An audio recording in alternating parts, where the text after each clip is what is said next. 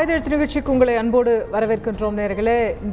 இன்றைய நாள் பிப்ரவரி 1ஆம் தேதி இடைக்கால பட்ஜெட்டை மத்திய நிதியமைச்சர் நிர்மலா சீதாராமன் அவர்கள் தாக்கல் செய்திருக்கிறார். இந்த 5 ஆண்டு ஆட்சியினுடைய கடைசி பட்ஜெட், தேர்தலுக்கு முன்னாடி வரக்கூடிய பட்ஜெட். என்னென்னவோ வரும் அப்படின்னு நிறைய எதிர்பார்ப்புகள்லாம் இருந்தது, அதெல்லாம் வரவில்லையே அப்படின்னு சில பேர் கேட்குறாங்க. இன்னொரு பக்கம் இது நாங்கள் திரும்ப ஜூலை மாதம் வரப்போகிறோம், அப்போ நாங்கள் முழு பட்ஜெட்டை போட்டுக்கிறோம் அப்படின்னு நிதியமைச்சர் சொல்லிட்டு போயிருக்கிறாங்க. இந்த பட்ஜெட் எதிர்பார்ப்புகளை பூர்த்தி செய்திருக்கிறதா அப்படிங்கிறது தான் இன்றைய நிகழ்ச்சியில் விவாதிக்க இருக்கின்றோம். நம்மோடு இணைந்திருக்கக்கூடிய விருந்தினர்கள் மதிமுகவின் சார்பில் திரு காரை செல்வராஜ் அவர்கள் அரங்கத்தில் நம்மோடு இணைகின்றார். திராவிட முன்னேற்ற கழகத்தின் சார்பில் திரு சரவணன் அவர்களும், பாஜகவின் சார்பில் திரு நாராயணன் அவர்களும் இணைகின்றார்கள். இன்னும் சற்று நேரத்தில் ஆடிட்டர் திரு சேகர் அவர்களும் நம்மோடு இணைய இருக்கின்றார்கள். நான் திரு செல்வராஜ் அவர்கிட்ட தொடங்கலாம்னு நினைக்கிறேன். இது ஒரு எலெக்ஷன் இயரில் ஒரு பட்ஜெட் வருதுன்னா நிறைய வரி சலுகைகள், ஒரு பாப்புலிஸ்ட் மெஷர்ஸ், இலவசங்கள், கவர்ச்சி அறிவிப்புகள் அதெல்லாம் இருக்கும் அப்படின்னு ஒரு வழக்கமாக சொல்லுவோம். ஆனால் இன்னைக்கு எந்த அந்த மாதிரியான பெரிய கவர்ச்சிகள் இல்லாத ஒரு சாதாரண பட்ஜெட்டை ஒரு ஓட் ஆன் அக்கௌண்ட்டாக மட்டும் அவங்க தாக்கல் செஞ்சுட்டு போயிருக்கிறாங்க. நாங்கள் தான் அடுத்து வரப்போகிறோம், அப்போ பார்த்துக்கிறோன்றாங்க. நம்பிக்கையோடு இருக்காங்கன்னு பார்க்க முடியும். இல்லை, இதில் 2 நிலைகளில் பார்க்கலாம். இதை நான் எதிர்பார்த்தது 2 நிலைகள். ஒன்று, நீங்கள் சொன்ன மாதிரி கவர்ச்சி அறிவிப்புகள் அதில் நிறையா வர்றதுக்கான வாய்ப்புகள் இருப்பது ஒன்று. இரண்டாவது கடந்த 2023-24 பட்ஜெட் பிப்ரவரி மாதம் பண்ணதனுடைய சாதனைகளை குறிப்பிட்டு சொல்லி அதற்கு பிறகு இந்த 10 ஆண்டுகளில் மோடி அரசினுடைய ரேங்க் அவங்க 10 ஆண்டோட சாதனை சொன்னது. இப்போ 2023-24 இந்த ஓராண்டுகளில் எப்படி கவர்மெண்ட் பெர்ஃபார்ம் பண்ணியிருக்காங்கிறது, ரேங்க் கார்டுங்கிறது இந்த வருஷத்துக்கானது எப்படி இருக்குங்கிறது, இந்த 2 நிலைகளில் இருந்து தான் இந்த பட்ஜெட்டை அணுகுவாங்கன்னு எதிர்பார்த்தேன். இரண்டுமே பொய்த்து போயிருக்கிறது என்பதுதான் உண்மை. அதில் ஃபிஸ்கல் டெபிசிட்லாம் எவ்வளவு குறைஞ்சிருக்குன்னு சொல்றாங்க. கடந்த ஆண்டோட ஒப்பிடும்போது சொல்றாங்க. இல்ல, அதே 5.8, அடுத்த ஆண்டுக்கு 5.1, அடுத்த ஆண்டு 25-26க்கு 5.1, 26-27க்கு பாத்தீங்கன்னா 4.5 டார்கெட் கொடுத்திருக்காங்க. இல்ல 24-25 அவங்க அடுத்து போடக்கூடிய பட்ஜெட்டுக்கு 5.1 சொல்லிருக்காங்க. இல்ல physical 25 physical deficit target is 5.1. 24 இந்த பட்ஜெட்டுக்கு சார் 24 மார்ச் ஏப்ரல்ல இருந்து தொடங்குறோம்ல அந்த ஆண்டுக்கு. இல்ல 24-25 தானே. 25க்கு தான் சொல்லிருக்கேன். இப்போ 5.8. இந்த கரண்ட் இயர் 5.8. அதுதான் நம்ம பார்க்கணும். இது ப்ரொஜெக்ஷன் தானே, அது பார்க்கல.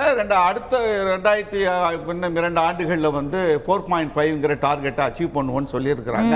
அந்த பிசிக்கல் டெபிசிட்டுங்கிறதுல 2 நிலைகளில் இருந்து நம்ம அதை பார்க்கலாம். அதை விரிவாக பார்க்கறதுக்குள்ள இந்த இடைக்கால பட்ஜெட்டில் ஒரு 3 செய்திகள் உண்மையிலேயே நம்ம அவங்கள பொதுவாகவே நம்ம எல்லாத்தையும் நான் குறை சொல்லிட முடியாதுல்ல. அந்த ஸ்கில் டெவலப்மெண்ட்டு, அந்த ஆராய்ச்சிகளுக்காக 1 லட்சம் கோடி ரூபாய், அது இந்த காலத்தின் தேவை. நம்ம ரிசர்ச் அண்ட் டெவலப்மெண்ட் இன்னோவேஷன்ஸ் ரொம்ப அதிகம் தேவை. இந்த ஆர்டிஃபிஷியல் இன்டெலிஜென்ஸ்லாம் நிறையா வந்ததுக்கு பிறகு அது சார்ந்த துறைகள்லாம் கடந்த ஆண்டு அறிவிச்சாங்க. அதை பற்றி குறிப்பிட்டு பேசலையே தவிர 1 லட்சம் கோடி ஒதுக்கி இருப்பது என்பது ரூஃப்டாப் சோலாருக்கு அந்த 300 யூனிட் இலவசம் கொடுக்கிறோம். அதிலிருந்து தொழில் முனைவோர்கள் எப்படி உருவாகலாம், அதுல மாசம் நீங்க எவ்வளவு சம்பாதிக்கலாம்னு சொல்லியிருப்பது இருந்து ஒரு 9 வயதிலிருந்து 14 வயது பெண் குழந்தைகளுக்கு கர்ப்பப்பை வாய் புற்றுநோய்க்கு கொடுத்திருக்கிற இந்த தடுப்பூசி என்கிற இந்த 3 திட்டங்கள் உண்மையிலேயே எதிர்கால தேவை. அதை நம்ம பாராட்டத்தான் வேண்டும். ஆனா இதுல நான் முக்கியமாக நான் ஏற்கனவே சொன்ன மாதிரி 2023-24 கவர்ச்சி திட்டங்களா என்ன அறிவிச்சாங்க, ஒரு ப்ரொக்ரெசிவா என்ன திட்டங்கள் எல்லாம் அறிவிச்சாங்கிறத நான் கம்ப்ளீட்டா அந்த ரிப்போர்ட் எடுத்து நான் படிச்சதுல 2023-24 கொடுத்திருக்கிறது எந்த ப்ரொஜெக்ஷனையும் இந்த இப்ப வரைக்கும் பாத்தீங்கன்னா அது குறித்தான எந்த தகவலும் தரப்படல, சொன்னதை செஞ்சு முடிக்கல. ரெண்டாவது அது குறித்தான ஒரு ஆரோக்கியமான ஒரு விவாதம் கூட நம்ம நாடாளுமன்றத்திலே மேலவையிலே நடந்ததில்லை. இல்ல நீங்க பத்திரிகை செய்திகளாக அந்த துறை சார்ந்தவர்கள் கொடுத்திருக்கிறத அதை விட்டுட்டு இந்த ராமர் கோயில் அந்த விஷயங்கள்ல அவங்க காட்டிய ஆர்வத்தை நீங்க இங்க கோயில்ல போனா அவங்க எல்லாம் ஒரு மாதிரி ரொம்ப டஃப்பா இருந்தாங்க. பூசாரிகள்லாம் சொல்றது ஒண்ணு போக, நான் போறேன் அயோத்திக்கு, நீங்க போங்க மாநிலத்துக்குன்னு மாநிலம் முழுவதுமாக மத்திய மந்திரிகளை அனுப்பிச்சு இதிலேயே அவர்கள் கடந்த 3 மாதங்களாக காட்டிய ஆர்வம் என்பது இந்த பட்ஜெட்டுக்கான பிரிப்பரேஷனுக்கு முன்னால அந்த ரிசல்ட் ஓரியன்டா இந்த பட்ஜெட் அமைக்கிறதுக்கு காட்டல. அவங்களுக்கு டைம் இல்ல பாவம். அது நம்ம நிர்மலா சீதாராமன் 5 நாள் தமிழ்நாட்டில் தானே இருந்தாங்க. இங்கே தானே தமிழ்நாட்டில் தான் தமிழ்நாடு சார்ந்தவங்க கர்நாடகாவுக்கு மாட்டு பொண்ணா போனவா, அப்புறம் இங்கே வந்தான்னா அப்புறம் இங்கே இருக்கத்தான் பாதி நேரம் இங்கே தான் செலவு பண்ணாங்க. அதுக்காக வந்து நிதியமைச்சர் டெல்லியில் இருந்தால் தான் அவங்க பணியை செய்ய முடியும்னு நினைக்கக்கூடிய நான் இல்லை. நான் ஒரு ப்ரொஃபஷனல், எனக்கு தெரியும் உள்ளங்கையிலே உலகம் இருக்கிற பொழுது எங்கே இருந்தாலும் நம்ம பணி செய்யலாம். இப்போ ஒர்க் ஃப்ரம் ஹோம்ங்கிற கான்செப்ட் ஐடி நீங்கள் பார்த்துருக்கலாம். அப்போ 2023 வந்து இந்த Indian economy has increased sizeably to 5th place அப்படிங்கிற ஒரு டார்கெட்டை கொடுத்தது. அது குறித்தான நிறைய விவாதங்கள் ஓடுது. அடுத்து 3வது இடத்துக்கு வருவோம் என்று சொன்னது என்ற பொழுது நான் தொடர்ந்து சொல்லி கொண்டு வருகிறேன். அது உலக பொருளாதார முன்னேற்றம் என்பது என்னை போன்ற சாமானிய மனிதர்களிடையே அந்த பொருளாதார நிலைகளில் ஒரு தாக்கத்தை ஏற்படுத்த வேண்டும். எனக்கு தாக்கத்தை ஏற்படுத்தாத அந்த பொருளாதார வளர்ச்சி, அந்த 10% பணக்காரர்கள், அதிலும் மிக பெரும் பணக்காரராக இருக்கிற அந்த 1% பணக்காரர்களுக்கு அந்த நீங்க நிதியில வந்து 80% கார்ப்பரேட்டுக்கு தான் ஒதுக்குறாங்களே தவிர எம்எஸ்எம்இ அன்ஆர்கனைஸ்டு செக்டார்ஸ்க்கு இவங்க ஒதுக்கல, கடந்த ஆண்டு பண்ணதில்லை. அப்போ அந்த இந்த பாதிப்பு என்பது இந்த வெற்றி என்பது அந்த பணக்காரர்களுக்கும் கார்ப்பரேட் ஏற்கனவே பண முதலைகளாக இருப்பவர்களுக்கு பணத்தை சேர்த்திருக்கிறதே தவிர அந்த 10% மக்கள் 72% நாட்டினுடைய சொத்தை கையில் வைத்திருக்கிற சூழ்நிலை, இன்இக்வாலிட்டி என்பது பெருகி இருப்பது என்பதும் ஒரு நாட்டினுடைய பொருளாதார வளர்ச்சி நீங்க வந்து இந்த தனி மனித வருமானம்ங்கிறது வந்து நீங்க அந்த 10 பேருடைய சேர்த்து தான் கொண்டு வரமே தவிர நம்ம தனிப்பட்ட முறையில் கொண்டு வரதில்லை. ரெண்டாவது இன்னொரு புள்ளி விவரத்தை சொல்றேன். இந்த பொருளாதார வளர்ச்சியில் இந்த ஜிடிபி குறித்து அவர்கள் சொல்ற செய்திக்கு நான் வந்து ஒரு பாயிண்ட்டை போட்டுறேன். காங்கிரஸ் ஆட்சி இருந்த வரைக்கும் ஆர்கனைஸ்டு செக்டார்ஸ் அன்ஆர்கனைஸ்டு செக்டார்ஸ் ரெண்டையும் கன்சிடர் பண்ணி தான் ஜிடிபி அறிவிச்சுக்கிட்டு இருந்தாங்க. இன்றைக்கு 2016க்கு பிறகு அன்ஆர்கனைஸ்டு செக்டார்ஸ் வந்து உங்களுடைய ஜிடிபி இதிலே சேர்க்கல, அதை தவிர்த்து விட்டு தான் சேர்க்கிறார்கள் என்கிற பொழுது இந்த 6.4 ஜிடிபி என்பது உண்மையிலே 2% உட்பட்டு தான் இருக்க வேண்டும் என்பது என்னுடைய கணிப்பு. கேட்போம். திரு நாராயணன், நீங்க ராமர் கோயில்ல காட்டின ஈடுபாட்டை பட்ஜெட்ல காட்டியிருந்தா இன்னும் பெட்டரா இருந்திருக்கும்னு ஃபீல் பண்றாரு. முடியும். காரை செல்வராஜ் வந்து என்னுடைய நல்ல நண்பர், நீண்ட நாளுக்கு அப்புறமா நான் பேசுறேன். ஆனா அவர் கூட ஒரு டிபேட்ல இருக்கிறேன். ஆனா இஷ்யூ என்னன்னா, அவருக்கு வந்து ஓட் ஆன் அக்கௌண்ட் அப்படி இன்டர்வியூ பட்ஜெட்னா அவரு தெரிந்து அது போல பேசுகிறாரா இல்ல தெரியாமல் பேசுகிறாரான்னு எனக்கு தெரியல. ஒரு இன்டர்வியூ பட்ஜெட் எப்படி இருக்க வேண்டுமோ அதை மிக அற்புதமாக கொடுத்திருக்காரு. இப்போது கூட இன்னொரு விவாதத்துல இன்னொரு திராவிட முன்னேற்ற கழகத்தினுடைய ஒரு நண்பர், ஒரு பாராளுமன்ற உறுப்பினர் மிக தெளிவாக இன்டர்வியூ பட்ஜெட்டை இது மிக சிறப்பாக செய்திருக்கிறார்கள். இதுல எந்த விதமான ஒரு தேவையற்ற விஷயங்கள் எல்லாம் தவிர்த்து சிறப்பாக செய்திருக்கிறார்கள். இப்பதான் ஒரு அரை மணி நேரத்துக்கு முன்னால பேசினாங்க. ஆர் செல்வராஜுக்கு அது தெரியும். தெரிந்தும் அவர் வழக்கம் போல இந்து மத விரோத, அதே மாதிரி பிராமண விரோத பேச்சுக்களை பேசிக் கொண்டிருக்கிறார். எப்போதுமே நான் தொடர்ந்து சொல்கிறேன் அசோகா, அவர் வந்து ஒவ்வொரு ஜாதிக்கும் ஒரு மொழி இருக்கும், ஒவ்வொரு மதத்திற்கும் ஒரு வழிபாட்டு முறை இருக்கும், கடவுள் இருப்பாங்க. அதனால ராமர் கோவில்ல ஏன் அக்கறை காமிக்க கூடாது அப்படின்றதுதான் நம்முடைய கேள்வி. இது வந்து மாட்டு பொண்ணு அவா இவான்னு பேசுறதெல்லாம் அதெல்லாம் தவறான விஷயம். இது தொடர்ந்து தமிழ்நாட்டுல இது ஒரு தீய நோயாக இவர்கள் செய்து கொண்டிருக்கிறார்கள். அப்படி பேசினாதான் நம்மளை மதிப்பாங்கன்னு நினைக்கிறாங்க. ஆனால் நான் நண்பர் செல்வராஜிடம் நான் அதை எதிர்பார்க்கவில்லை. அவர் ஆனால் அதை உணர்வார் நான் நம்புறேன். இந்த நிதிநிலை அறிக்கையை பொறுத்தவரையில மிக ஒரு அற்புதமான விஷயங்களை கோடிட்டு காண்பித்து இருக்கிறார்கள். அடுத்த ஒரு சில வருடங்கள்ல இந்த நாடு எப்படி இருக்க வேண்டும், கட்டமைப்புல எப்படி பெருகும் என்பதை மிக தெளிவாக சொல்லியிருக்கிறார்கள். 11.11 லட்சம் கோடி ரூபாய் அளவிற்கு கட்டமைப்புக்காக ஒதுக்கி இருக்கிறார்கள். இந்த நாட்டுல நேரடியாக மக்களுக்கு அவருடைய வங்கி கணக்கில் பணம் செலுத்துவதன் மூலமாக 2.7 லட்சம் கோடி ரூபாய் எப்படி சேமிக்கப்பட்டது, அதை கட்டமைப்புக்கு எப்படி உபயோகப்பட்டது என்பதெல்லாம் தெளிவாக சொல்லியிருக்கிறார் திருமதி நிர்மலா சீதாராமன் அவர்கள். அதே போல இந்த நாட்டில் இருக்கக்கூடிய ஏழைகளுக்கு, இந்த நாட்டில் இருக்கக்கூடிய இளைஞர்களுக்கு, இந்த நாட்டில் இருக்கக்கூடிய மகளிருக்கு, இந்த நாட்டில் இருக்கக்கூடிய விவசாயிகளுக்கு அவருடைய வாழ்க்கையை நாம் எப்படி முன்னேற்றி இருக்கிறோம் என்பதை மிக தெளிவாக சொல்லியிருக்கிறார். அதே மாதிரி வரக்கூடிய காலங்கள்ல இந்த கட்டமைப்பின் மூலமாக நம்முடைய பொருளாதாரம் எப்படி முன்னேற போகிறது என்பதை தெளிவுபட சொல்லியிருக்கிறார். ஒவ்வொரு துறையிலும் நம்முடைய அந்த அது வந்து ராணுவத்துறை ஆனாலும் சரி அல்லது கல்வியிலிருந்து அத்தனையிலும் என்னென்ன சென்ற வருடம் எவ்வளவு ஒதுக்கினார்களோ அதை விட சற்று அதிகமாகத்தான் இந்த வருடமும் ஒதுக்கி இருக்கிறார்கள். ஒதுக்கீடுகள் அதிகரிச்சிருக்காங்க. நீங்க சொன்னது மாதிரி நம்மளுடைய கேபிட்டல் எக்ஸ்பெண்டிச்சர் அதிகரிச்சிருக்காங்க, அதெல்லாம் மாட்டுக்கட்டு இல்லை. ஆனா இன்னைக்கு எதிர்கட்சிகள் என்ன கேட்கறாங்க? இப்ப தமிழக முதலமைச்சர் கேட்கிறாரு, நீங்க வந்து வரிச்சலுகை எதிர்பார்த்தோம், இல்ல ஏழைகளுக்கான திட்டங்கள் எதிர்பார்த்தோம், புதுசா ஏதாவது வரும்னு எதிர்பார்த்தோம், நாங்க எதிர்பார்த்தது எதுவுமே இல்ல, இது ஒரு இல்லாத பட்ஜெட் அப்படின்னு சொல்றாரு. இல்லங்க, அவர் எப்படி எதிர்பார்ப்பாருங்க? ஒரு முதலமைச்சர் நீங்க சொன்ன மாதிரி ஒரு ஓட்டான் அக்கௌண்ட்ல வந்து ஒரு முழு பட்ஜெட் எப்படி கொடுக்க முடியும்? அது மாதிரி கொடுக்க முடியாது. ஒருவேளை முழு பட்ஜெட் கொடுக்க முடியாதுதான். பட் ஏதாவது புதுசான திட்டங்கள் சொல்லிருக்கலாம். இப்போ 2019 இன்டரிம் பட்ஜெட்ல தான் 19 இன்டரிம் பட்ஜெட்ல தான் விவசாயிகளுக்கு 6000 ரூபாய்ங்கறத நீங்க சொல்றீங்க. அசோகா, நாம அந்த மாதிரியான ஒரு கவர்ச்சிகரமான ஒரு அறிக்கையை கொடுத்திருந்தோம்னா என்ன சொல்லுவாங்கன்னா, இது இன்டரிம் பட்ஜெட், இதுல இவங்க கொடுத்திருக்க கூடாது, வேண்டும் என்றே தேர்தலுக்காக சென்றடிக்கிறாங்க அப்படின்னு சொல்லுவாங்க. அப்படிதான் சொல்லுவாங்க, அப்படிதான் சொல்லிருப்பாங்க. நாம வந்து என்ன கன்வென்ஷனோ அதை நாம செஞ்சிருக்கிறோம். அன்னைக்கு நீங்க 2019 சொன்ன போது திரு பியூஷ் கோயல் அவர்கள் சொல்லியது என்பது அன்றைக்கு மிக மிக ரொம்ப அத்தியாவசியமான ஒரு விஷயம். அது வந்து மறுபடியும் அதை நீங்கள் கவர்ச்சி என்று நினைத்துக் கொண்டால் அதற்கு நான் பொறுப்பாக முடியாது. அதனால இன்றைய தினம் ஈவன் இன்க்ளூடிங் மன்ரேகா உட்பட எல்லாத்திலையும் அதிகப்படுத்திருக்கிறாங்க. இங்கு குறிப்பா பாத்தீங்கன்னா கட்டமைப்பு, அதுலயும் குறிப்பா பவர் செக்டார்ல பாத்தீங்கன்னா 2-3 நாட்களுக்கு முன்னால நம்முடைய பிரதமர் அவர்கள் சொன்னது போல ரூஃப்ல வந்து கிட்டத்தட்ட 15,000 கோடி ரூபாய் அதை வந்து உடனடியாக அதை ஒதுக்கி இமீடியட்டா அதை செய்யணும் அப்படின்ற பொழுது கிட்டத்தட்ட 300 யூனிட் வந்து மக்களுக்கு சேவ் ஆக போகுது. அது ஒரு 15,000 18,000 ரூபாய் வருடம் சேவ் ஆக போகுது. இப்படி கட்டமைப்பு என்பதை மிக சிறப்பாக வைத்துக் கொண்டு அந்த கட்டமைப்பின் மூலம் இந்த நாடு வரக்கூடிய காலங்கள்ல எப்படி வரும் எல்லாம் சொல்லிட்டு அடுத்த 2-3 மாதங்களில இதே நரேந்திர தாமோதர தாஸ் மோடி அவர்கள் தலைமையிலான பாரதிய ஜனதா கட்சியுடைய ஆட்சியில ஒரு முழுமையான செல்வராஜ் அவர்கள் எதிர்பார்த்தது போல, அசோகா அவர்கள் சொன்னது போல ஒரு அற்புதமான பட்ஜெட்டை இதே நிர்மலா சீதாராமன் அவர்கள் கொடுப்பார்கள் என்று நான் உறுதியாக கேட்போம். திரு சரவணன், ஒரு 4-5 மாசம் வெயிட் பண்ணுங்களேன், அவங்க வந்து ஃபுல் பட்ஜெட் போட போறேங்கறாங்க, ஏன் வெயிட் பண்ண மாட்டேன்றீங்க?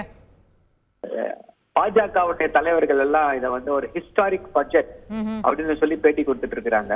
ஹிஸ்டாரிக் பட்ஜெட் தான், ஏன்னா இது அவர்களுடைய கடைசி பட்ஜெட்டாக இருக்க போகிறது.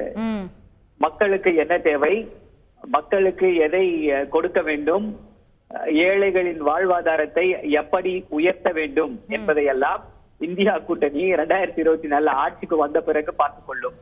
இப்ப இந்த பட்ஜெட்டை பத்தி பேசுறதுக்கு ஒண்ணுமே இல்லைங்க. இப்போ சுருக்கமா பார்த்தோம் அப்படின்னா இந்த 10 வருடங்களிலே பாஜக எதை சாதித்திருக்கிறது, எதை சொல்லி ஓட்டு கேட்க போகிறது அப்படின்றதுதான் பார்க்கணும். அவர்களுடைய சாதனைகளை சொல்லி ஓட்டு கேட்க போறாங்களா, இல்ல நாங்க அயோத்தியில ராமர் கோயில் கட்டிட்டோம் அப்படின்னு சொல்லி ஓட்டு கேட்க போறாங்களான்னு தெரியல. வெள்ளை அறிக்கை விட போறேன்னு சொல்லிருக்காங்க. அவங்க என்ன வேணா விடட்டும், ஒரு சின்ன எடுத்துக்காட்டு வெர்சஸ் என்டிஏ 10 ஆண்டு நாங்க ஒயிட் பேப்பர் போடுறோம் இருக்கோம். அப்சல்யூட் ஃபெயிலியரா இருக்கும், என்டிஏ வந்து அப்சல்யூட் ஃபெயிலியரா இருக்கும். இந்த 10 ஆண்டுகள்ல பாத்தீங்கன்னா ஒரு 142 ஸ்கீம் வந்து கொண்டு வந்திருக்காங்க. ஆனா எந்த ஸ்கீமும் மக்களை சென்றடையவில்லை. எதுவுமே வந்து எதிர்பார்த்த அளவுக்கு அந்த பலனை கடைசி இம்ப்ளிமெண்டேஷன் வரைக்கும் கொண்டு போகவே இல்லை, இவர்களால் முடியவில்லை. ஏன்னா இவங்க வந்து வெறும் ஒரு நம்ம இங்க சொல்லுவோம்னா பாத்தீங்கன்னா 110 அரசாங்கம், வெறும் அறிவிப்போட நின்று விடக்கூடிய அரசாங்கத்தை தான் அங்கே நடத்தி கொண்டிருந்தார்கள். என்ன காரணம்னா அங்க டேலண்ட் கிடையாது, அங்கே வந்து எஃபெக்டிவா அட்மினிஸ்ட்ரேஷன் பண்றதுக்கோ இல்ல வந்து நம்முடைய பொருளாதாரத்தை நிர்வகிப்பதற்கோ திறமையாளர்கள் கிடையாது. 142 ஸ்கீம், நமாமி கங்கே, ஸ்மார்ட் சிட்டி திட்டம், அதோட முக்கியமா ஒரு பெரிய வாக்குறுதியை கொடுத்தாரு, 15 லட்சம் ரூபாய் எல்லாருடைய அக்கௌண்ட்ல போடுவாரு. அது போடவே இல்ல, 10 வருஷம் ஆயிடுச்சு, போடவே இல்ல. அதை விட கொடுமை என்ன அப்படின்னா இதுக்கு வந்து பல இன்டர்பிரேஷன் கொடுப்பாங்க. அவர் வந்து கருப்பு பணம் வந்தால் கொடுப்போம்னு தான் சொன்னாரு. வந்தா உங்க அக்கௌண்ட்ல எல்லாம் வர்ற கருப்பு பணத்தை எவ்வளவு கொண்டு வந்தீங்கன்னு கேட்டா அதுக்கு பதில் கிடையாது. அதை விட முக்கியமாக திரு நரேந்திர மோடி அவர்கள் வந்து என்ன சொன்னார் அப்படின்னா, யாரெல்லாம் வந்து இன்கம் டாக்ஸ் கட்டுறீங்களோ அவங்க எல்லாருக்குமே வந்து இந்த கருப்பு பணம் வந்த உடனே பணம் திருப்பி கொடுக்கப்படும் சொல்லி பாசிட்டிவா அதை வந்து யாருமே மழுப்ப முடியாத அளவுக்கு வாக்குறுதியை கொடுத்தாரு. அதை ஏதாவது செய்தார்களா? எதுவுமே செய்யல. அதை விட முக்கியமாக அதாவது இளைஞர்களுக்கு வந்து என்ன அப்படின்னா வேலை வாய்ப்பு. 2 கோடி இளைஞர்களுக்கு வந்து வேலை வாய்ப்பு கொடுத்தேன் என்ற அடிப்படையில ஆட்சியை பிடித்தார் திரு நரேந்திர மோடி அவர்கள். இன்னைக்கு 2 கோடி பேருக்கு வேலை போகுது. 50 வருடங்கள்ல இதுவரை இப்படிப்பட்ட ஒரு வேலை இன்மையே இல்லை என்ற சூழ்நிலை நிலவுகிறது. அதை பத்தி ஒரு டாட்டா சொன்னாங்க. அந்த டாட்டா உடனே ஸ்டாப் பண்ணிட்டாங்க. விடக்கூடாது, அந்த நிறுவனம் வந்து இதை செய்யக்கூடாது, அது தவறான டாட்டான்னு சொல்லி அதை ஸ்டாப் பண்ணிட்டாங்க. அதே போல ஸ்கில் இந்தியா அப்படின்னு ஒரு திட்டத்தை அறிமுகப்படுத்தினாங்க. அதுல யாரு பயன்பெற்றார்கள்? இந்தியாவில் இருக்கக்கூடிய பெரு நிறுவனங்கள் யாருமே வந்து அந்த ஸ்கில் இந்தியா வந்து பயன்படுத்திய மாதிரி தெரியவில்லை. இப்படி இவர்கள் போட்ட திட்டங்கள் வந்து எல்லாமே ஃபெயிலியர். இதற்கு எல்லாமே முத்தாய்ப்பு வைப்பது போல என்ன இருக்கு அப்படின்னு பாத்தீங்கன்னா, பாஜகவுடைய ஒரு இமாலய ஊழல், யாருமே எதிர்பார்க்க முடியாத ஊழல். 7.5 லட்சம் கோடி மக்களின் வரி பணத்தை ஊழல் செய்து கபலீகரம் செய்திருக்கிறது பாஜக. 18 கோடி ரூபாய்க்கு போட வேண்டிய 1 கிலோமீட்டர் ரோட 250 கோடி ரூபாய் கொடுத்து போட்டிருக்காங்க. ஒரே ஆளுக்கு வந்து அது வந்து அந்த பணம் 7.5 லட்சம் கோடி ஊழல் செஞ்சிருக்காங்கன்னு சிஏஜில சொல்லல. நம்பர் 2G நிரபராதி தானே ஆனாங்க. அதுதான் சொல்றேன். இல்ல அவ பாஜக என்ன சொல்லுச்சு இப்போ வரைக்கும்? என்ன சொல்லுது? ஊழல் தானே சொல்லுது. இல்ல நிரபராதிகள் நாங்க போய் சொன்ன மன்னிப்பு கேட்டார்களா? பாஜக சேஞ்ச் ஆயிருக்கு. நம்ம தமிழ்நாட்டுல சொல்லுங்க. நம்ம தமிழ்நாட்டுல கூட ஹைவேஸ் போடுறோம். ஒரே நிமிஷம். 1000 கோடி 2000 கோடி பெரிய பெரிய ஹைவேஸ் போடுறோம். ஒரே நிமிஷம். பாஜக இருக்கக்கூடியவர்கள் வந்து மன்னிப்பு கேட்க சொல்லுங்க. பொய் பிரச்சாரம் செய்து ஆட்சிக்கு வந்தோம், 2Gல ஊழல்னு சொல்லி பொய் பிரச்சாரம் சொல்லி ஆட்சிக்கு வந்தோம்னு சொல்லி மன்னிப்பு கேட்க சொல்லுங்க. பகிரங்கமாக பிரதமரை மன்னிப்பு கேட்க சொல்லுங்க. அப்புறம் நாங்க இந்த சிஏஜில இருக்கக்கூடிய ஊழலை பத்தி பேசல. 2Gல வந்து உத்தேச ஊழல், நேஷனல் லாஸ். இங்க வந்து பணம் போயிருக்கு. 18 கோடி ரூபாய் இல்ல, நேஷனல் கிடையாது. இது 18 கோடி ரூபாய் செலவு செய்த இடத்துல 250 கோடி ரூபாய் செலவு பண்ணிட்டாங்க. இதுதான் ஊழல். இதுதான் ஒரு அப்பட்டமான ஊழல். இன்னைக்கு இந்தியாவிலேயே ஏழைகளுக்காக 80 கோடி ரூபாய் 80 கோடி இது வந்து எல்லாருக்கும் ஃப்ரீ கிரெயின் ஸ்கீமை இன்ட்ரோடியூஸ் பண்ணிருக்கோன்றாங்க. ஆனா இதுல இது என்ன, இது எதை காட்டுகிறது அப்படின்னா 10 வருடங்கள்ல இவர்களால் யாரையுமே ஏழ்மையிலிருந்து மீட்டெடுக்க முடியவில்லை என்பதை காட்டுகிறது. அதனாலதான் இன்னொரு முக்கியமான கருத்து, எல்லாரையும் ஏழையாக்கிட்டு ஒருத்தங்க மட்டும் மிகப்பெரிய பணக்காரர் ஆகியிருக்காங்க. அது யாருன்னு பாத்தீங்க அப்படின்னா பாஜக. அவர்களுக்கு வந்து 5272 கோடி ரூபாய்கள் 5272 கோடி ரூபாய்கள் அவர்களுக்கு டொனேஷனா வந்திருக்கு. எலக்டோரல் பாண்ட்ஸ் இதுல இன்க்ளூசிவ். இந்தியாவிலேயே எல்லாரையும் ஏழையாக்கி விட்டு பணக்கார கட்சியாக பாஜக வளம் 10 ஆண்டுகள்ல அவர்கள் செய்த மிகப்பெரிய சாதனை இது. கேட்போம் சார். நான் திரு சேகர் அவர்களுடைய முதற்கட்ட கருத்துக்களையும் கேட்டணும்னு நினைக்கிறேன். திரு சேகர், இப்போ ஒரு ரொம்ப பாப்புலிசம் இல்லாத, எக்ஸைட்மெண்ட் இல்லாத ஒரு பட்ஜெட் ஒரு தேர்தல் ஆண்டுல, இது கான்ஃபிடன்ஸுங்கிறதா ஓவர் கான்ஃபிடன்ஸுங்கிறதா? இது ஒரு ஆப்பர்ச்சுனிட்டியை மிஸ் பண்ணிருக்காங்களா? அசோகா சார், குடியரசு ஆனதிலிருந்து 75 ஆண்டுகள் ஆயிடுத்து. நான் வந்து எனக்கு ஒரு ஆடிட்டரா 37 வருஷம் எக்ஸ்பீரியன்ஸ் இருக்கு. 1982 பட்ஜெட் பார்த்துட்டு இருக்கேன். நேத்திக்கு பிரதம மந்திரி அவர்களும் சொன்னாங்க, இன்னைக்கு நிதி மந்திரி அவர்களும் சொன்னாங்க, நாங்க பொலிட்டிக்கல் கன்வென்ஷனை ஃபாலோ பண்றோம். பொலிட்டிக்கல் கன்வென்ஷன்னா பொலிட்டிக்கல் எத்திக்ஸ். உதாரணத்துக்கு சொல்லிக்க விரும்புறேன். 2011 இதே மாதிரி இன்டரிம் பட்ஜெட் போடும்போது தமிழ்நாட்டில் அப்ப இருந்த தமிழக நிதி மந்திரி ஒரு இன்டரிம் பட்ஜெட் எந்தவித மெஷர் இல்லாம ஓட்டான் அக்கவுண்ட்ஸ் பட்ஜெட் தான் கொடுத்தாங்க. இது வந்து எப்போதுமே மத்திய அரசா இருக்கட்டும் மாநில அரசா இருக்கட்டும், எலெக்ஷன் இயர்ல எலெக்ஷனுக்கு 3 மாதத்துக்கோ 4 மாசத்துக்கோ முன்னாடி பட்ஜெட் கொடுத்தாங்கன்னா எந்தவித பாப்புலர் ஸ்கீம் எந்தவித புது ஸ்கீமையும் அனௌன்ஸே பண்ண மாட்டாங்க. 2019 எக்ஸெப்ஷனல் சிச்சுவேஷன். நீங்க உடனே வந்துருவீங்க. அந்த பீரியட்ல டிராட் இருந்துச்சு, அக்ரிகல்ச்சர் செக்டார் அஃபெக்ட் ஆச்சு, ஃபார்மிங் செக்டார் அஃபெக்ட் ஆச்சு. அந்த பீரியட்ல அஃபெக்ட் இருக்கும்போது அவங்களுக்கு வந்து அந்த கோடை, அதாவது நார்த் இந்தியால முக்கியமான time between February and July, ஒரு ஹார்வெஸ்டிங் டைம். அந்த பீரியட்ல வந்து அவங்களுக்கு ஒரு கான்ஃபிடன்ஸ் கொடுக்கணும் அப்படிங்கிறதுக்காக அனௌன்ஸ் பண்ணது. இது வந்து கொஞ்ச நேரத்துக்கு நம்மளுடைய ஐசியூல இருக்கிற ஒரு லைஃப் சப்போர்ட் கொடுக்கிறதுக்கு இன்கம் டாக்ஸ் ஸ்லாப்ல எல்லாம் வந்து நமக்கு ரிபேட்ல எல்லாம் இன்கம் டாக்ஸ் ரிபேட்ல 5 லட்சம் வரைக்கும் இன்கிரீஸ் பண்ணது அந்த இன்டரிம் பட்ஜெட்ல இல்லையே. ஆமா, 5 lakhs வரைக்கும் 5 lakhs ஏற்கனவே பண்ணினதுதான். இல்ல 5 lakhsக்கு வந்து ரிபேட் கொண்டு வந்து முன்னாடியே கொண்டு வந்துட்டாங்க. இல்ல சார், முன்னாடியே இருக்கு, அதுக்கு முந்தின வருஷமே இருக்கு. I can check if you want. முந்தின வருஷமே இருக்கு, 2018 பட்ஜெட்லயே இருக்கு. நான் உங்களுக்கு வேணா செக் பண்ணி திரும்ப சொல்றேன், பட் என்னோட நினைவு it was in the inter budget. இல்ல 2018 பட்ஜெட்லயே இருக்குது. அது வந்து 2014 பட்ஜெட்ல அஷ்யூர் பண்ணது 18 பட்ஜெட்டுக்கே வந்துடுச்சு அந்த ரிபேட். இது அந்த ரிபேட்டிங் பர்சன்டேஜ்ல தான் 10% இருந்து 5% குறைச்சாங்களே தவிர ரிபேட் வந்து 2018க்கே வந்துருச்சு. நான் இப்ப அதை பத்தி ஆர்கியூ பண்ணல. ஓகே, நார்மலா இன்டரிம் பட்ஜெட் வந்து focus on next 4 months expenditure, அவ்வளவுதான். ஓகே, இப்ப கொஞ்ச நேரத்துக்கு முன்னாடி சொன்னாங்க பாவர்ட்டி பத்தி எதுவுமே பண்ணல அப்படின்னாங்க. நீங்க கொஞ்சம் ஒரு 3 வாரங்களுக்கு முன்னாடி வேர்ல்டு பேங்க் ரிப்போர்ட் வந்துச்சு, இந்த பட்ஜெட்லயும் சொல்லியிருக்காங்க. ஒரு வாரத்துக்கு முன்னாடி டிபார்ட்மெண்ட் ஆஃப் எக்கனாமிக் அஃபேர்ஸ்ல இந்தியன் எக்கனாமிக் ரிவ்யூ, ஏன்னா நம்ம வந்து எக்கனாமிக் சர்வே கொடுக்க மாட்டாங்க இன்டரிம் பட்ஜெட்டுக்கு முன்னாடி, அதனால எக்கனாமிக் ரிவ்யூ ரிப்போர்ட் சப்மிட் பண்ணிருக்காங்க, ஒரு 74 பக்கம் சப்போர்ட். 2005 இருந்த பாவர்ட்டி 55%, 2015 29% இருந்தது. இன்னைக்கு பாவர்ட்டி பர்சன்டேஜ் 11%. இது வேர்ல்டு பேங்கும் அக்செப்ட் பண்ணிட்டு இருக்கு. இந்த ரிப்போர்ட்ல இது இருக்கு. இப்ப வந்து அப்ப வந்து பாவர்ட்டி லைன் இறங்குறீங்களா, அதை கால்குலேட் பண்ணி தான் 25 கோடி மக்கள் வந்து பாவர்ட்டிக்கு இந்த பக்கம் வந்திருக்காங்க அப்படிங்கறத சொல்றாங்க. சோ இது வந்து அப்படி நீங்க எடுத்து பாத்தீங்க அப்படின்னா ஒவ்வொரு செக்டாரா சொல்லிட்டு வரலாம். நீங்களே சொன்னீங்க ஜன்தன் யோஜனா அக்கவுண்ட் டைரக்டா பெனிஃபிட் ட்ரான்ஸ்ஃபர்னால 2.7 lakhs crores கவர்மெண்ட்டுக்கு சேவ் ஆச்சு. இன்னும் எடுத்து பாத்தீங்கன்னா public செக்டாரோட capital expenditure, government capital expenditure மாத்திரம் சொல்லல, 2015 வரைக்கும் பப்ளிக் செக்டாரோட கேபிட்டல் எக்ஸ்பெண்டிச்சர், அதாவது அரசு சார்ந்த நிறுவனங்கள் 5.6 லட்சம் கோடியா இருந்தது, இப்ப 18.6 லட்சம் கோடியா வந்து இன்க்ரீஸ் ஆயிருக்கு இந்த பீரியட்ல.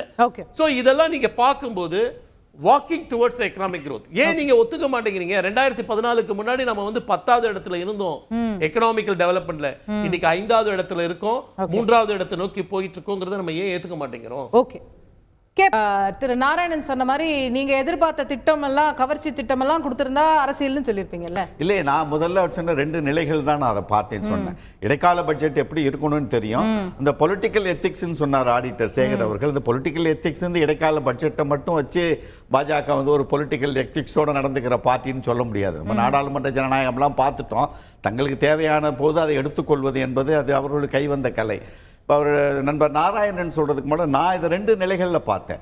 எனக்கு ரொம்ப விரும்பிய, நான் பாராட்டக்கூடிய 3 செய்திகளை நான் சொன்னேன். இதில் சொல்லிட்டு பட்ஜெட்டை இந்த 2 நிலைகளில் தான் இருந்து நான் பார்த்தேன்.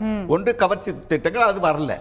இரண்டாவது கடந்த ஆண்டு 2024 போட்ட திட்டங்களுடைய வெற்றி குறித்தான, அந்த திட்டங்கள் குறித்தான ஏதாவது ஒரு 5 விவசாயிகளுக்கு கூலி இரட்டிப்பு, அது இதுவரைக்கும் நடக்கல. அதற்கான எந்த புள்ளி விவரத்தையும் இந்த அரசாங்கம் இதுவரைக்கும் கொடுத்ததில்லை. ஆனால் அந்த 6000 கொடுத்தோங்கிறத மட்டும்தான் திருப்பி பேசுறாங்களே தவிர, அவர்கள் வாழ்க்கையில் ஒளியேற்றக்கூடிய அந்த 100 ரூபாய்க்கு அவங்களுக்கு உற்பத்தி வந்துச்சுன்னா 150 ரூபாய் 50 ரூபாய் உயர்த்தி எம்எஸ்பி கூலியை உயர்த்தினாங்களே, அந்த கூலி இதுவரைக்கும் சென்று கிடைக்கவில்லை என்பதும், இரட்டிப்பு என்பது இதுவரையில் நடக்கவில்லை என்பதும், விவசாயிகளுடைய வேலை வாய்ப்பு பார்த்தீங்கன்னா 46% இந்த நாட்டில் விவசாயிகள். அவருக்கு கடந்த பட்ஜெட்ல எவ்வளவு ஒதுக்குனீங்க? மியர் 5% ஒதுக்குனது, 5% தான் ஒதுக்கி இருக்கீங்க. அந்த விவசாயிகளுடைய வாழ்க்கையில் ஒளியேற்றி இருக்கிறோம் என்று நீங்க இந்த இடைக்கால பட்ஜெட்ல கொடுத்திருக்கலாம். ஆனால் இங்க கடந்த திட்டங்களையும் பேசல, புதுசான ஒரு செய்திகள் அந்த 6000 கோடி ரூபாய் பேசும்பொழுதுதான் எங்களுக்கு விமர்சனம் வருகிறது.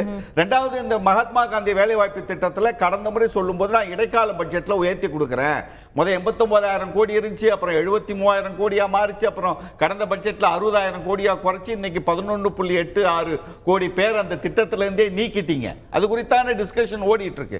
அப்போ இடைக்கால பட்ஜெட்ல அறிவிப்பேன்னு சொன்னீங்க, இந்த இடைக்கால பட்ஜெட்ல அதற்கான அறிவிப்பு வரும்னு நினைச்சோம், அது வரல.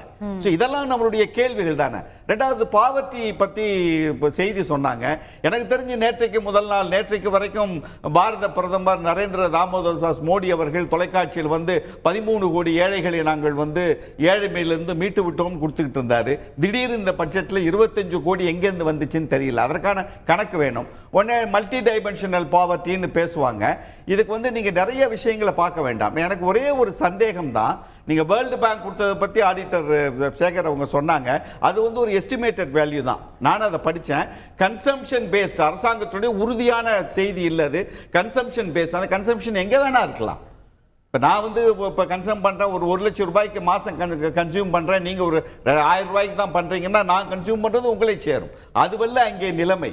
அந்த மல்டி டைமென்ஷனல் பாவர்ட்டிக்கு வந்து ஒரு குளோபல் ஹெல்த் இண்டெக்ஸில் ஒரு அற்புதமான ஒரு பிரிவுகளை கொடுத்துருக்காங்க. அலார்மிங் அப்படிங்கிற ஒரு ஸ்டேஜ், ரெண்டாவது வந்து சீரியஸ், அப்புறம் மாடரேட், அப்புறம் லோ. இந்த 4க்கு இடைப்பட்ட காலத்துல தான் இந்த பாயிண்ட் வைஸ் ஒரு நாட்டையும் பிரிக்கிறாங்க. 2000 2014-15 வரை கிட்டத்தட்ட 11 பாயிண்ட் குறைஞ்சிருக்கு. காங்கிரஸ் ஆட்சி காலத்துல குறைஞ்சது. பாவர்ட்டி குறைஞ்சிக்கிட்டு தான் வரும், குறைஞ்சிருக்கு. 38.4 ஸ்கோரிங் பாயிண்ட்ல இருந்து 2014-15 29.2 குறைந்தது.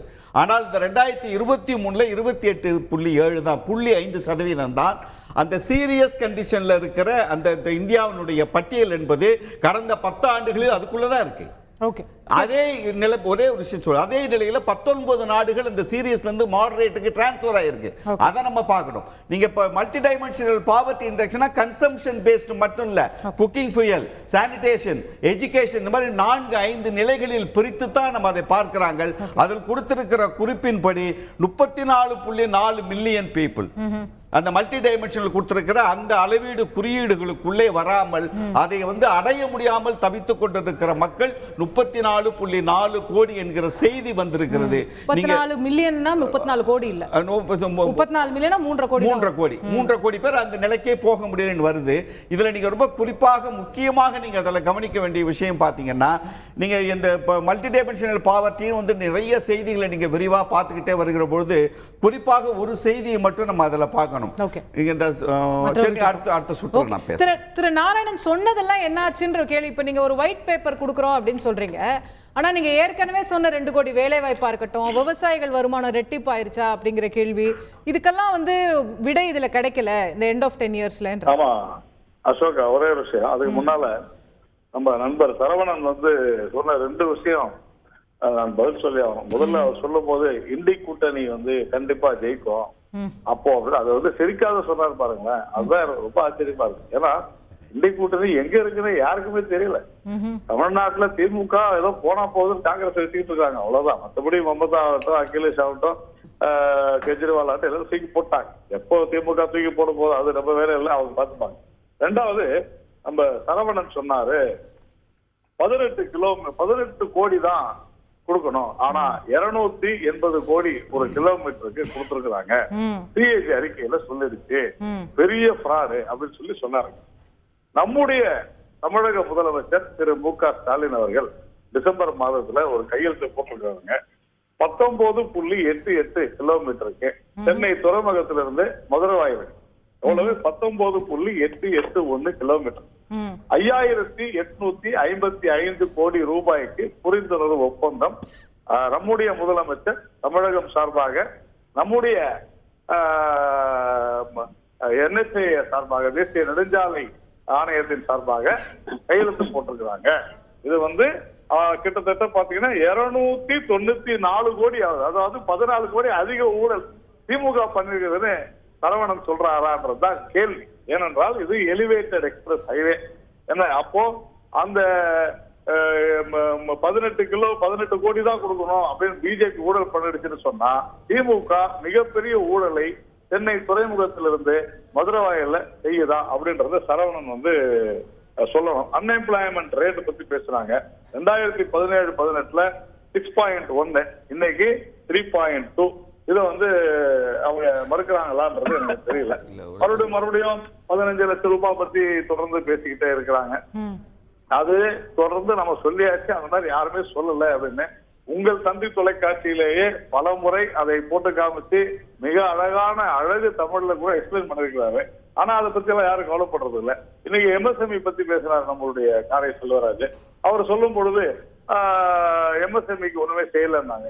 இந்த சுதந்திர இந்தியாவில குறிப்பாக கொரோனா காலகட்டத்துல MSMEக்கு மிகப்பெரிய ஒரு திருப்பு முனையே வழங்கியது நம்முடைய மத்திய அரசு. இன்னைக்கு ஒரு 25 லட்சம் கோடி இன்னைக்கு வந்து இதுல போர்ட்போலியோ அவங்களுடைய லெண்டிங் 25 லட்சம் கோடி அப்படின்றத ஞாபகத்துல வச்சுங்க.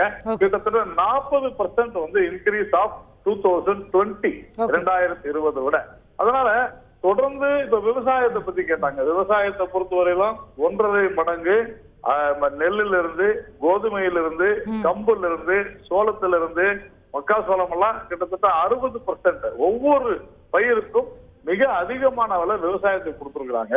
கிட்டத்தட்ட 4 கோடி பேர், எவ்வளவு பேருக்கு வந்து விவசாய காப்பீடு இன்னைக்கு 3 மடங்கு அவங்க கொடுத்த பிரீமியத்தோட 3 மடங்கு அதிகமாக 1,22,000 கோடி, 33,000 கோடி பிரீமியம் கொடுத்திருக்காங்க. 1,22,000 கோடி காப்பீடாக வழங்கப்பட்டிருக்கிறது அப்படின்றத நம்ம ஞாபகத்தில் வச்சுக்கணும். அது மாதிரி விவசாயத்தை பொறுத்தவரையில இந்த உலகத்திலேயே அதிக அளவு விவசாய பொருட்களை உற்பத்தி செய்வது மட்டுமல்ல அசோகா, இன்னைக்கு இந்தியா என்றைக்கும் இல்லாத ஒரு சூழ்நிலையாக இந்தியா விவசாயத்துல ஏற்றுமதியில மிக அதிகமான ஏற்றுமதியை அதிகரிக்கிறதுக்கு டார்கெட் வச்சிருக்காங்க இப்போ. ஆமா, அந்த அளவு செஞ்சுக்கிட்டு இருக்கோம். அதனால ஒண்ணுமே செய்யல அவங்க சொன்னா சொல்லட்டும். எங்களுக்கு ராமர் கோவிலும் முக்கியம், ராமருடைய அருளும் முக்கியம், ராமசாமியும் முக்கியம், எல்லாரும் எங்களுக்கு முக்கியம். ஓகே, கேப்போம். திரு சரவணன், தமிழ்நாட்டிலே ஏதோ ரொம்ப உயர்ந்த விலைக்கெல்லாம் ஒப்பந்தம் போட்டிருக்கீங்களாமே, மதுரவாயில் காரிடார்ல ஊழலாமே சொல்றாரு. நாராயணன் திருப்பதி வந்து பாஜகவுடைய செய்தி தொடர்பாளர்னு தெரியும். அவர் எப்ப வந்து காம்ப்ட்ரோலர் அண்ட் ஆடிட்டர் ஜெனரல் ஆனார்னு தெரியல நமக்கு. நம்ம வந்து காம்ப்ட்ரோலர் அண்ட் ஆடிட்டர் ஜெனரல் பிளாக் பண்ணிருக்காங்க.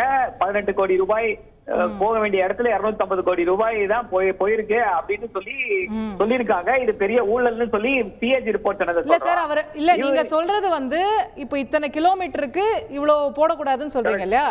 அவர் அதே இது இங்க எவ்வளவு, இந்த கிலோமீட்டருக்கு எவ்வளவு நீங்க போட்டிருக்கீங்கன்னு சொல்றாங்க. இது எப்படி ஒரு அபத்தமான ஒரு ஒப்பீடு. பாஜக காரங்களுக்கு இது மட்டும் தான் தெரியும், அபத்தமாக பேசுவது மட்டும் தான் தெரியும் அவங்களுக்கு. அதுல வந்து இதே போல எலிவேட்டட் ஹைவேவா பேசக்கூடாது. இல்ல, இது எப்படி கம்பேர் பண்ண முடியும்? டிபெண்ட் பண்ண முடியலன்னு சொல்லுங்க சார். எதுக்கு இப்படி ஒரு அபத்தமான ஒரு இதெல்லாம் பண்ணிட்டு இருக்கீங்க?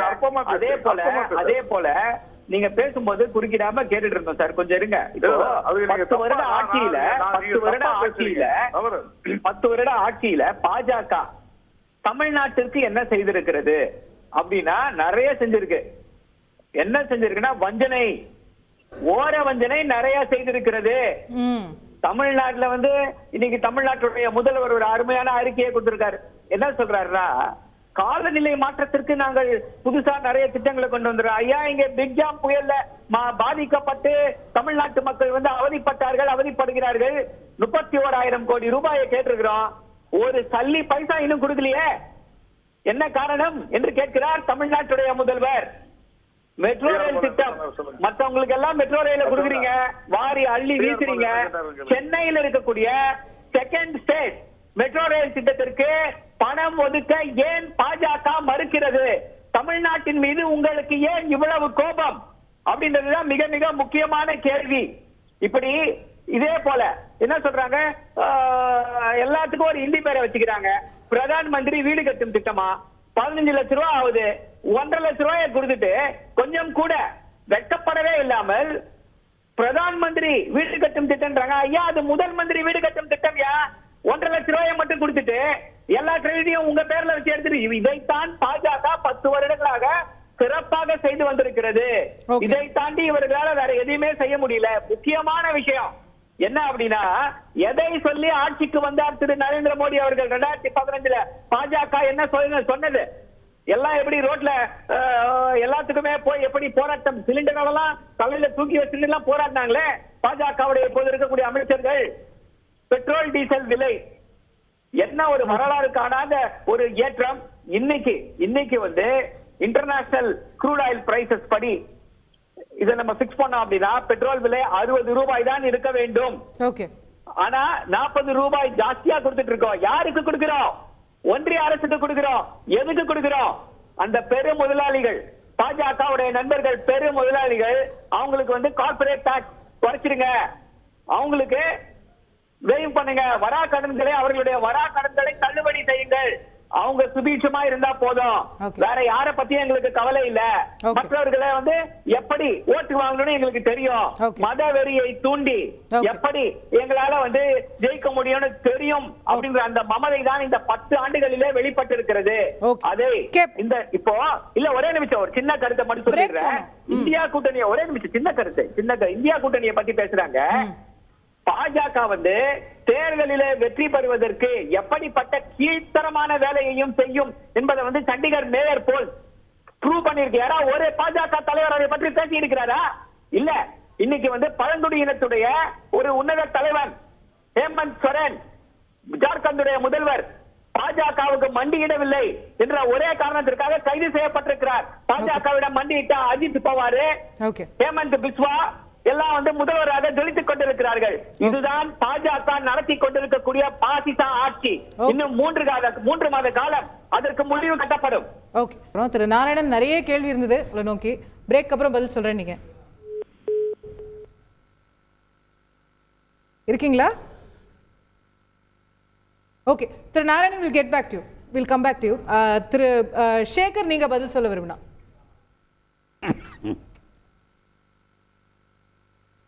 அதாவது சரவணன் அவர்கள் சொன்னார்கள் இப்ப சென்னை மெட்ரோ ரயிலுக்கு என்ன கொடுத்தாங்கன்னு. சென்னை மெட்ரோ ரயில் இன்னைக்கு ஃபேஸ் 2 ப்ராஜெக்ட் எவ்வளவு ஃபாஸ்டா நடந்துட்டு இருக்குங்கிறத அவங்க முதல்ல பார்க்கணும். ரெண்டாவது, சென்னை மெட்ரோ ரயிலுக்கு ஒண்ணுமே கொடுக்கலங்கிறாங்க. மத்திய அரசாங்கத்துடைய கேரண்டியில ஜப்பானுடைய கவர்மெண்டோட பேங்க் 60,000 கோடி சாங்ஷன் பண்ணிருக்கு அட் 0.8%. எந்த ஆண்டு சாங்ஷன் பண்ணித்து? 2017-18 இந்த சாங்ஷன் முடிஞ்சு 19 ப்ராஜெக்ட் லைன் போட்டு இன்னைக்கு ப்ராஜெக்ட் வர்க் நடந்துட்டு இருக்கு. இல்ல, இப்ப நடந்து பட்ஜெட்ல தான் கேபிட்டல் அலோகேஷன் பண்ணணும்ங்கற அவசியம் இல்ல. மாற்று கருத்து இல்ல. தமிழக அரசு சொல்லக்கூடியது இதுக்கு அடுத்த கட்டங்களுக்கான நிதி வந்து அவங்க ரிலீஸ் பண்ண வேண்டியது பண்ணல அப்படின்னு. ஏற்கனவே இது ஒரு பிரச்சனையா இங்க ஓடிட்டு இருக்கு. இப்ப நடந்துட்டு இருக்கிறது போல இல்ல சார். இப்ப அடுத்து மேடம் இவங்க வந்து நிதி வேணும்ல அடுத்த ஃபேஸ்க்கான. மேடம் இவங்க இப்ப போட்டுக்கிறது 2 பிளான் 103 கிலோமீட்டர். அடுத்த பிளான் எங்க போட்டிருக்காங்க? அடுத்த பிளானுக்கு இவங்க எங்க லேண்ட் அக்விசிஷனுக்கு பிளான் கொடுத்திருக்காங்க? அடுத்த பிளான் ப்ரோபோசலே போலியே. ஃபேஸ் 3 இன்னொரு காரிடார் பத்தி பேசல. இதுக்கே அடுத்த கட்ட இப்ப ஸ்டேஜ் வைஸ் நிதி ரிலீஸ் பண்ணுவாங்க இல்லையா? அதுல உங்களுக்கு அடுத்த கட்டத்துக்கு இல்லன்னு ஸ்டேட் கவர்மெண்ட் சொல்றதா புரியுது. ஒரே நிமிஷம். இல்ல ஸ்டேட் கவர்மெண்ட் வந்து இவங்க அதாவது இவங்களுக்கு வந்து மக்களை வந்து முதல்வர் வந்து தெளிவா அவருடைய அறிக்கையில சொல்லியிருக்காரு. மெட்ரோ ரயில் திட்டங்களுக்கு கடந்த 3 ஆண்டு காலமாக சென்னை மெட்ரோ ரயில் திட்டத்திற்கான நிதியை ஒன்றிய அமைச்சரவை இன்னும் ஒப்புதல் வழங்கப்படாமல் இருப்பது தமிழ்நாட்டு மக்களுக்கு செய்யக்கூடிய மிகப்பெரிய துரோகம்னு சொல்லியிருக்காங்க. முதல்வர் சொல்லியிருக்காரு. ஏதாவது அதை கான்ட்ராடிக்ட் பண்ணணும்னா தயவு செய்து ஃபேக்டோட கான்ட்ராடிக்ட் பண்ணுங்க. இல்ல அதுக்கு ஏதாவது ஆதாரம் இருக்கா? அதை கான்ட்ராடிக்ட் பண்ணீங்கன்னா ஆதாரம் இருக்கா? அந்த ஆதாரத்தை வெளியிடுங்க. இல்ல நீங்க ஒரு பாஜக ஸ்போக்ஸ் பர்சன் மாதிரி பேசிட்டு போயிடாதீங்க. இல்ல பேசிக்கான क्वेश्चन அவர் வந்து இதே பாயிண்ட்க்கு தான் இதே பாயிண்ட். சொல்லுங்க சேகர் சார். இதே பாயிண்ட்க்கு தான் 2023ல பட்ஜெட்ல பிரசன்ட் பண்ணும்போது கேபிட்டல் எக்ஸ்பெண்டிச்சர்ல 1,27,000 கோடி ரூபாய்க்கு வந்து இன்ஃப்ராஸ்ட்ரக்சர் கொடுக்கும்போது 60,000 கோடி ஸ்பெசிபிக்கா வந்து சென்னை மெட்ரோ ரயிலுக்கு இந்த ப்ராஜெக்ட் லோன் சாங்ஷன் பண்ணி வாங்கி கொடுக்கப்பட்டிருக்கிறது. அதாவது எல்லாமே பட்ஜெட் அலோகேஷன்ல கவர்மெண்டோட சென்ட்ரல் பொய்யில் தானே. போய் பேலன்ஸ் ஷீட்டை பாருங்க மிஸ்டர் சரவணன். சிஎம்ஆர்எல் ஓட பேலன்ஸ் ஷீட் 100 ரூபாய் கொடுத்தீங்கன்னா மினிஸ்ட்ரி ஆஃப் கார்ப்பரேட் அஃபேர்ஸ் ஓட இதுல இருக்கு. கொஞ்சம் எடுத்து போய் பாருங்க சார். நீங்க கொஞ்சம் போய் உங்க சீஃப் மினிஸ்டர் பார்க்க சொல்லுங்க. லோன் வாங்கிக்கிறோம் ஜப்பான் பேங்க்ல. சிஎம்ஆர்எல் பேலன்ஸ் ஷீட்டை போய் பாருங்க. லோன் வாங்கிக்கிறோம்னா அந்த ஃபைல குப்பைத்தொட்டில போட்டு வச்சிருக்காங்க ஒன்றிய அரசாங்கம். இதுதான் இன்றைய நிலவரம். தமிழ்நாட்டு மக்களுக்கு வஞ்சனைகளை மட்டுமே செய்து வருகிறது பாஜக. திரு Narayanan, do you want to clarify? கேக்குதா இப்போ? நான் ஏற்கனவே சொன்ன விஷயம் தான் மீண்டும் சொல்கிறேன். மதுரை வாயில் அந்த துறைமுகம் இதுல மொத்த கிலோமீட்டர் 19.8, 5,855 கோடி. இது மெமரண்டம் ஆஃப் அண்டர்ஸ்டாண்டிங் கையெழுத்து போட்டுருக்காங்களா இல்லையான்றத நீங்க கேளுங்க. அது சிஏஜி சொல்லட்டும் ஏத்துக்கறோம்ன்றாங்க. நீங்க ஏன் சொல்றீங்க சிஏஜி சொல்லுங்கன்னு கேக்குறேன். ஏங்க சொல்றது? திரு ஸ்டாலின் அவர்களே சொல்லியிருக்கிறாருங்க. நான் சிஏஜி விட்டுருங்க. ஸ்டாலின் அவர்களே சொல்லியிருக்கிறது எல்லா பேப்பர்ல இருக்கு. உங்களோட செய்தி நீங்க கூட போட்டிருக்கீங்க. கொஞ்சம் தயவு செஞ்சு பாருங்க. நான் என்ன சொல்றேன், நான் அதை தவறுனே சொல்ல, புரிஞ்சுங்க. அது எலிவேட்டட் காரிடர் அப்படிதான் இருக்கும். ஆனால் அதே சிஏஜி என்ன சொல்லுதுன்னா அந்த 7.5 லட்சம் கோடின்னு ஒண்ணு சொன்னாரு சரவணன். ரொம்ப கேவலம், 7.5 லட்சம் கோடி ஊழல்னு சொல்லிடுச்சு அப்படின்னு சொன்னாரு சரவணன். அந்த சிஏஜி அறிக்கை நீங்க ஃபுல்லா படிச்சீங்கன்னா அந்த 7.5 லட்சம் கோடி அப்படின்றது அந்த பணத்தை யாரு அதுல பல்வேறு முறைகேடுகள் செய்திருக்காங்கன்னு போட்டிருக்காங்க. ஒவ்வொரு மாநிலமா போட்டிருக்காங்க. அதுல தமிழ்நாடு இருக்குது. அதுல அனைவருக்கும் வீடு கட்டும் திட்டம் சரவணன் சொன்னார் பாருங்க, அந்த அனைவருக்கும் வீடு கட்டும் திட்டத்துல ஊழல். அதே மாதிரி இதுல 100 நாள் வேலை வாய்ப்பு திட்டத்துல ஊழல். எல்லாத்துலயும் ஊழல் செஞ்சது யாரு? இம்ப்ளிமெண்டிங் ஏஜென்சி மாநில அரசு தான். அதாவது மத்திய அரசு திட்டத்தை கொடுக்கும், நிதியை கொடுக்கும். இதை செய்வது மாநில அரசு. அந்த மாநில அரசு ஊழல் செஞ்சிருக்குது. நான் இப்ப சமீபத்துல நீலகிரிக்கு போயிருந்தேன். அதுல பர்டிகுலர்லி வல்னரபிள் ட்ரைபல் குரூப், குறிப்பிட்ட மிகவும் பின்தங்கிய பழங்குடி இனத்தவர் வசிக்கும் வீடுகளில் போய் பார்த்தேங்க. அவ்வளவு மோசமா இருக்கு, அவ்வளவு மோசமா இருக்கு. இதை கட்டியது யாருன்னா மாநில அரசு. கட்டி 6 மாதம் கூட ஆகல, இடிச்சு போய் கிடக்குதுங்க. ஒரே ஒரு விஷயம் தான் காரை செல்வராஜ் கேட்டதுக்கு அந்த 100 நாள் விளையாட்டு சொல்றேன். அவர் கடைசி 2-3 வருஷத்துக்கு சொன்னாரு, கொஞ்சம் பின்னால போங்க சார், 2014 33,000 கோடி தான் 100 நாள் விளையாட்டு திட்டத்துக்கு. அதன் பிறகு இன்னைக்கு வர வருடத்திற்கு 85,000 கோடி ஒதுக்கி இருக்கிறாரு. இதுல போன வருஷம் ஏன் குறைஞ்சு போச்சுன்னு கேட்டார். மிக தெளிவா சொல்றோம். இந்த இவங்க புலம்பெயர்ந்த தொழிலாளர்கள் கொரோனா காலகட்டத்துல அவர்கள் கஷ்டப்பட்ட பொழுது அந்த 65,000 கோடியாக இருந்த 100 நாள் வேலை நிதியை 1,15,000 கோடி வரைக்கும் கொடுத்தாங்க. அப்போ இந்த காரணத்திற்காக கொடுத்தத ஏன் அதையே கண்டினியூ பண்ணலன்னு கேட்கறது எதிர்கட்சிகளுடைய மலிவான அரசியல். சென்ற வருடம் 60,000 கோடி செஞ்சுட்டு 10,000 கோடி எக்ஸ்ட்ரா கொடுத்திருக்காங்க. இந்த வருடம் 85,000 கோடி கொடுத்திருக்காங்க. ஓகே ரைட், நம்ம நிகழ்ச்சி முடிக்கிற தருவாயில இருக்கோம். ஒரே நிமிஷம் சரணன் சுருக்குமா, ரொம்ப சுருக்கமா. அதாவது எங்களுடைய மாநிலங்களவை எம்பி அண்ணன் திரு வில்சன் அவர்கள் பாராளுமன்றத்துல கேள்வி கேட்கிறாரு. சென்னை மெட்ரோ ரயில் ப்ராஜெக்ட்டுக்கு கேபினெட் கமிட்டியோட எக்கனாமிக் அஃபேர்ஸ் இன்னும் அப்ரூவல் கொடுக்காம வச்சிருக்கு, அப்ரூவல் கொடுப்பீங்களான்னு சொல்லி கேக்குறாங்க. என்ன சொல்றாங்க? Network so and so which is currently under process of approval operational in the central government for such cost intensive project the approval process entails extensive examination, appraisal at different levels, and government proposed this project with external funding of 33,594 crores for having share of rupees from Japan International Corporation னு சொல்லிட்டு தமிழ்நாட்டுக்கு ஒப்புதல் இன்னும் கொடுக்காம இருக்காங்க ஒன்றிய அரசு சேர்த்துக்கணும்ன்றதுக்கு. ஆனா அகமதாபாத் மெட்ரோ ரயில் திட்டத்துக்கு மட்டும் 50-50 ஜாயிண்ட் வெஞ்சர். அதே போல உத்தரப்பிரதேச ஆக்ரா மெட்ரோ ரயில் திட்டத்துக்கு பாத்தீங்கன்னா 50-50 ஜாயிண்ட் வெஞ்சர். ஆனா தமிழ்நாட்டிலிருந்து கேபினெட் நம்ம நீங்க ஒன்றிய அரசுக்கு பணம் கொடுங்கன்னு கேட்டா தூக்கி ஓரமா போட்டுட்டு ஒன்றிய அரசு. தமிழ்நாட்டு மக்கள் இனிமே நம்ம மெட்ரோ ரயில் புடிச்சு ஓட வேண்டிய நேரத்துல இருக்கோம். இதுவரையிலும் அதுக்கு அப்ரூவல் கொடுத்துட்டு பணம் கொடுக்கலன்னு சரவணன் சொன்னா நான் ஏற்றுக்கொள்ள முடியும். அப்ரூவலே கொடுக்கலன்னு சொன்னா நீங்க அப்ரூவலே வாங்காத இவங்க பணம் கொடுக்கலன்னு சொல்றது என்ன விதமான குற்றச்சாட்டு?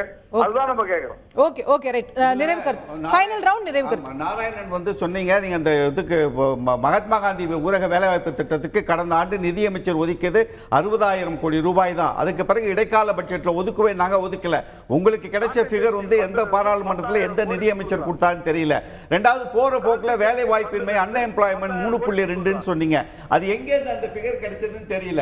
Latest periodical labour force survey NSSO CME கொடுத்திருக்கிற சர்வேயின் படி கடந்த 15 ஆண்டுகள் ரிப்போர்ட் நான் கையில் வச்சிருக்கேன்.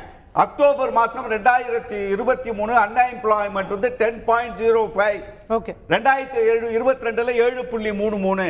ரெண்டாவது இன்னொரு முக்கியமான செய்தியை மட்டும் நான் சும்மா சுருக்கமா சொல்லிடுறேன்.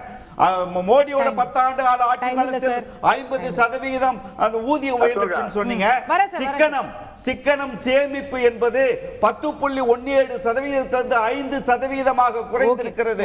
பொருளாதாரத்திலே அடிநாதமாக எனக்கும் சிக்கனமா இருக்க வேண்டிய நேரம் குறைந்து போயிருப்பது மக்களுடைய இயல்பு நிலையை காட்டுது. கான்டிஜென்சி ஃபண்ட்ல இருந்து 10,000 கோடி கொடுத்திருக்காங்க. நான் காரைக்குடியில அப்டூ வரேன்னு சொல்லுங்க. ஓகே, திரு சேகர் நிறைவு கருத்து உங்களுடைய. அதாவது மன்ரேகா ஸ்கீமுக்கு ரிவைஸ்டு பட்ஜெட்ல பட்ஜெட் டாக்குமெண்ட்லயே இருக்கு.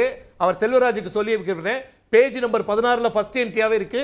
சென்ற ஆண்டே 60 86,000 கோடியா ரிவைஸ் பண்ணிட்டாங்க. ரிவைஸ்டு பட்ஜெட்ல இருக்கு, பேஜ்ல கரெக்டா டாக்குமெண்டேஷன் இருக்கு. வேற இந்த டாக்குமெண்ட்டையும் பார்த்து பேச வேண்டாம், இதெல்லாம் இருக்கு.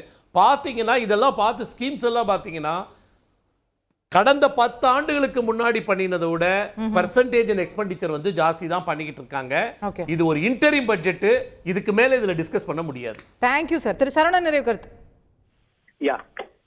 கடந்த 10 ஆண்டுகளாக பாஜக வந்து இந்தியாவுடைய பொருளாதாரத்தை பாதாளத்துல தள்ளிடுச்சு. 50% வருமானம் உயர்ந்திருக்குன்னு சொல்றாங்க. அது அப்பட்டமான பொய். தரவுகள் எல்லாம் என்ன சொல்லுது அப்படின்னா 25% குறைந்திருக்கிறது எல்லாருடைய வருமானம்னு சொல்றாங்க. இவர்களுக்கு இந்தியாவுடைய பொருளாதாரத்தை நிர்வகிக்கக்கூடிய திறமை இல்லை. உணர்ந்து கொண்டிருக்கக்கூடிய மக்கள் இவர்களை 2024 வீட்டுக்கு அனுப்ப தயாராகி விட்டார்கள். தேங்க்யூ. திரு நாராயணன் ஒரே வரி. தேங்க்யூ. அதான் நான் முதலே சொல்றேன், இந்திய கூட்டணி அப்படின்னு இனிமேல் சொல்றதுல அர்த்தமே இல்லை. மீண்டும் 4 மாதங்கள் கழித்து 3 மாதங்கள் கழித்து பாரதிய ஜனதா கட்சி மிகப்பெரிய 400 இடங்களுக்கு குறையாத வெற்றி பெறும். தேங்க்யூ. அந்த முழு பட்ஜெட் நடக்கும்போது நம்ம இதே மாதிரி விவாதிக்க தான் போறோம். அதை யார் பிரசன்ட் பண்ண போறாங்க நம்ம பொறுத்து பார்ப்போம். நிகழ்ச்சியில கலந்து கொண்டு கருத்து தெரிவித்த அனைவருக்கும் நன்றி. பார்த்து உங்களுக்கு நன்றி.